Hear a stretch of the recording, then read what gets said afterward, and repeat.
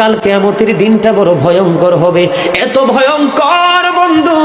আমার নবী বলেছেন উলঙ্গ অবস্থায় মানুষগুলো হাসুরের ময়দানে একত্রিত হবে রে। ও বন্ধু, প্রত্যেকের কবর থেকে ওই হাসুরের ময়দানটা কমপক্ষে 50,000 বছরের রাস্তা হবে রে বন্ধু। এই জন্য নবী যখন মেরাজের রজনীতে বোরাক দেখেছিল, আমার নবীকে আল্লাহ দাওয়াত দিয়েছে, বোরাক দেখে আমার নবী এত ক্রন্দন করেছিল, মনে হয়েছিল যেন আমার নবীর চক্ষু মুবারক দুইটা ঝর্ণা হয়ে গেছে। এই যুবক, কাল কিয়ামতের দিন ঘাম এত ঘামবে রে, কেউ মাজা পর্যন্ত, কেউ নাভি পর্যন্ত, কেউ বা আবার পুরো শরীর বন্ধু ঘামের নিচে ডুবে থাকবে, আবার মাথার মগজ টকবক টকবক করে উতরাইতে থাকবে রে। আল্লাহ বলেছেন লা ইয়ামুতু, people will not die that day, সেদিন মানুষ আর মরতে পারবে না।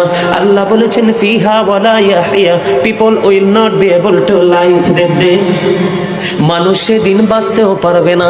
আবার আল্লাহ বলেছেন অমাহুম আনহা বিগাইবিন, people will not be able to escape that day, সেদিন মানুষ সেখান থেকে পালিয়ে যেতেও পারবো না রে। দুর্গাপুরের যুবক, হাদিস শরীফের মধ্যে এসেছে কাল কিয়ামতের দিন আল্লাহর আরশের ছায়া ছাড়া কোনো ছায়া থাকবে না।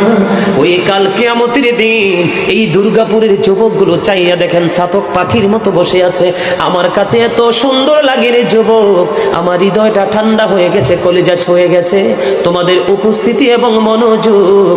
আল্লাহ রাব্বুল আলামিন হাদিস শরীফের মধ্যে এসেছে কাল কিয়ামতের দিন আর 7 শ্রেণীর মানুষকে আল্লাহর আরশের ছায়ার নিচে জায়গা দিবে রে। এর মধ্যে বিশাল একটা টিম থাকবে পৃথিবীর যুবকেরা। জোরে জোরে সুবহানাল্লাহ।